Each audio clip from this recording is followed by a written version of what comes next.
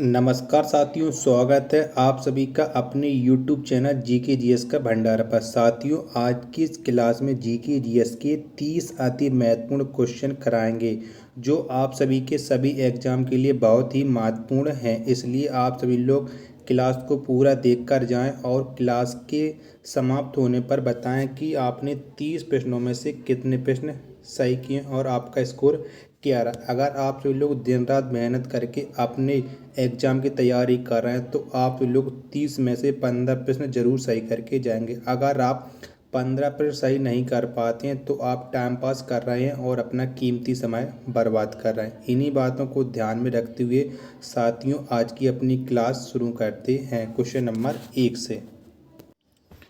तो question number 1 है कि जातक किसका ग्रंथ है। तो जातक किस धर्म का ग्रंथ है ये आपको बताना। तो ये है बौद्ध धर्म का ग्रंथ। किसका? बौद्ध धर्म का ग्रंथ है। ऑप्शन नंबर सी इसका राइट आंसर हो जाएगा। अगला प्रश्न है आपके सामने दूसरा कि निम्नलिखित में किसकी तुलना मैकियावेली के प्रिंस से की जा सकती है। तो किसकी तुलना की जाती है मैकियावेली के प्रिंस से? तो इसकी तुलना की जाती है कौटिल्य का अर्थशास्त्र की। किसकी? कौटिल्य का अर्थशास्त्र। ऑप्शन नंबर ए इसका राइट आंसर हो जाएगा।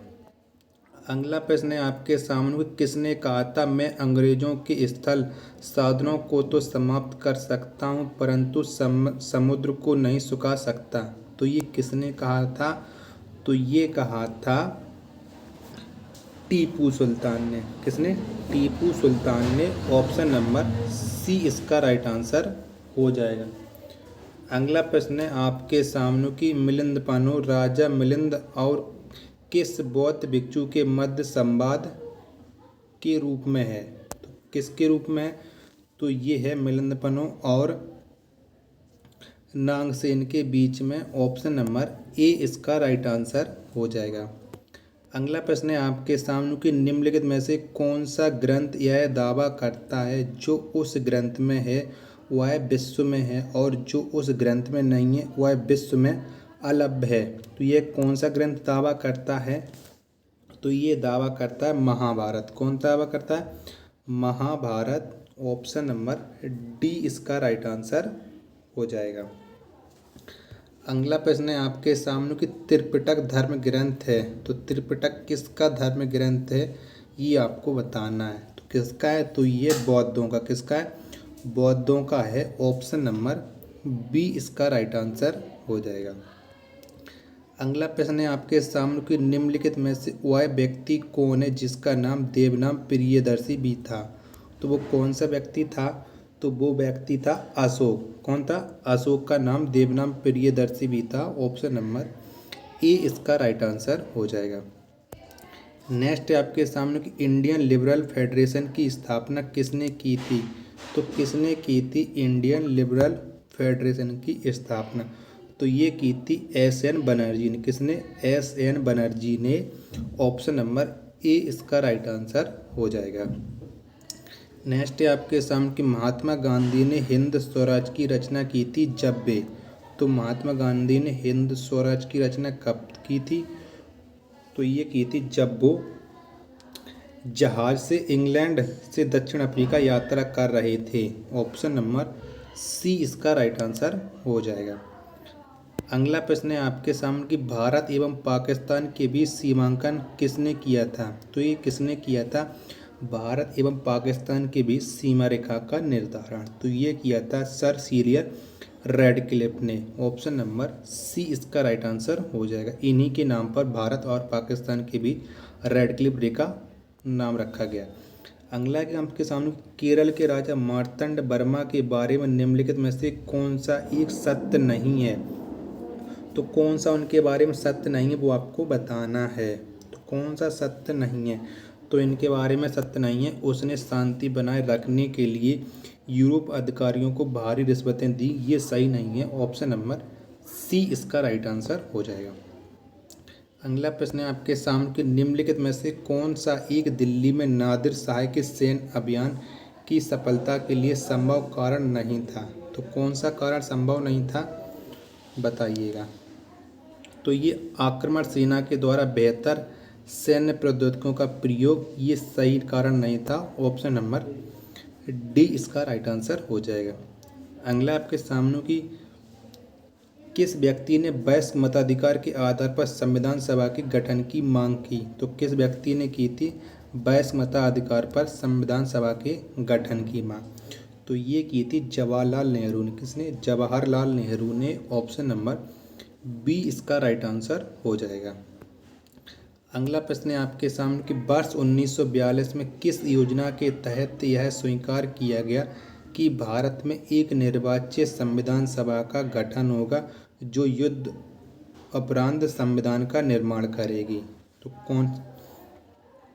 तो किस संविधान का करना था निर्माण? किस संविधान सभा का? मैं गलत बोल रहा हूँ कि किस योजना का करना था। तो ये करना था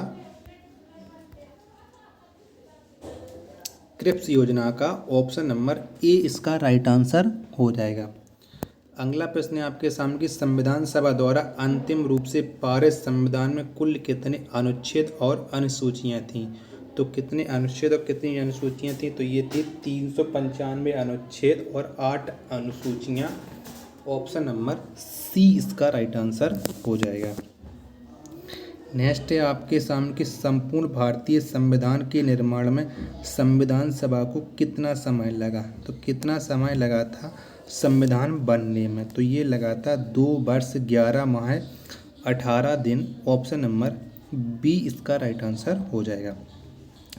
अगला है आपके सामने कि संविधान का वह कौन सा भाग है जो संविधान के निर्माताओं के मस्तिष्क और उद्देश्यों का प्रतिबिंब करता है? तो कौन सा है? तो ये है राज्य के नीति निर्देशक तत्व। ऑप्शन नंबर बी इसका राइट आंसर हो जाएगा। अगला है आपके सामने कि मौलिक कर्तव्यों को निर्धारित किया गया है। तो किस संविधान संशोधन के द्वारा मौलिक कर्तव्यों को निर्धारित किया गया? तो ये निर्धारित किया गया है 42वें संविधान संशोधन द्वारा। ऑप्शन नंबर सी इसका राइट आंसर हो जाएगा। अगला प्रश्न है आपके सामने कि निम्नलिखित में से कौन सा द्वीप भारत और श्रीलंका के मध्य स्थित है? तो कौन सा द्वीप है जो भारत और श्रीलंका के मध्य स्थित है? तो ये है रामेश्वरम द्वीप। कौन सा? रामेश्वरम। ऑप्शन नंबर डी इसका राइट आंसर हो जाएगा। लक्षद्वीप में कितने द्वीप समूह हैं? तो लक्षद्वीप में कितने द्वीप समूह हैं? तो इसमें समूह हैं 36। ऑप्शन नंबर सी इसका राइट आंसर हो जाएगा। थार मरुभूमि कहाँ स्थित है? थार मरुभूमि कहाँ पर है ये आपको बताना है। तो थार मरुभूमि है राजस्थान में। थार मरुभूमि राजस्थान। थार मरुभूमि है गुजरात में। ऑप्शन नंबर ए इसका राइट आंसर हो जाएगा। नेक्स्ट है आपके सामने कि दक्षिण गंगोत्री क्या है? तो क्या है दक्षिण गंगोत्री? तो दक्षिण गंगोत्री अंटार्कटिका में स्थित भारतीय वैज्ञानिक अनुसंधान केंद्र। ऑप्शन नंबर डी इसका राइट आंसर हो जाएगा।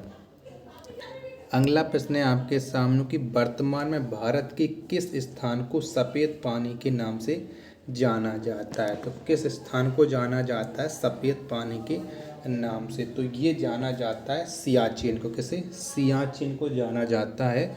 ऑप्शन नंबर डी इसका राइट आंसर हो जाएगा। नेक्स्ट है आपके सामने कि हैदराबाद का जुड़वा नगर है। तो कौन सा है हैदराबाद का जुड़वा नगर? तो ये है सिकंदराबाद। कौन सा है? सिकंदराबाद है हैदराबाद का जुड़वा नगर। ऑप्शन नंबर बी इसका राइट आंसर हो जाएगा। नेक्स्ट क्वेश्चन है आपके सामने कि नाथुला दर्रा किस राज्य में स्थित है? तो किस राज्य में है नाथुला दर्रा? तो नाथुला दर्रा है सिक्किम राज्य में। किसमें? सिक्किम में। ऑप्शन नंबर सी इसका राइट आंसर हो जाएगा। अगला क्वेश्चन आपके सामने कि बोमडिला दर्रा भारत के किस राज्य में स्थित है? तो किस राज्य में है बोमडिला दर्रा? तो ये है भारत के अरुणाचल प्रदेश में। ऑप्शन नंबर डी इसका राइट आंसर हो जाएगा।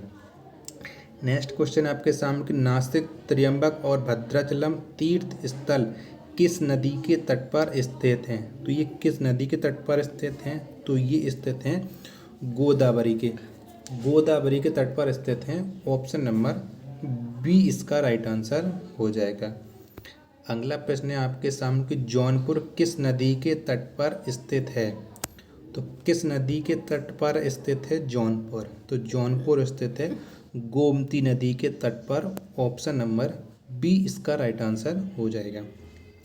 जाबार सागर, राणा प्रताप सागर तथा गांधी सागर जलाशय किस नदी पर निर्मित हैं? तो ये किस नदी पर निर्मित हैं?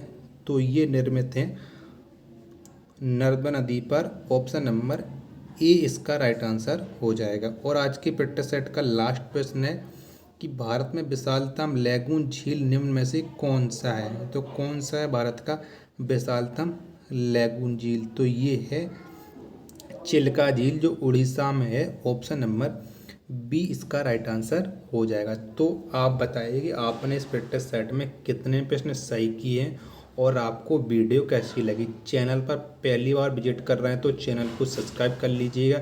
इसी तरह के प्रैक्टिस पाने के लिए आप हमारे चैनल के साथ जुड़ जाइएगा। वीडियो को ज़्यादा से ज़्यादा शेयर करिएगा। मिलते हैं अपने नेक्स्ट प्रैक्टिस सेट में, तब तक के लिए धन्यवाद। जय हिंद प्यारे साथी।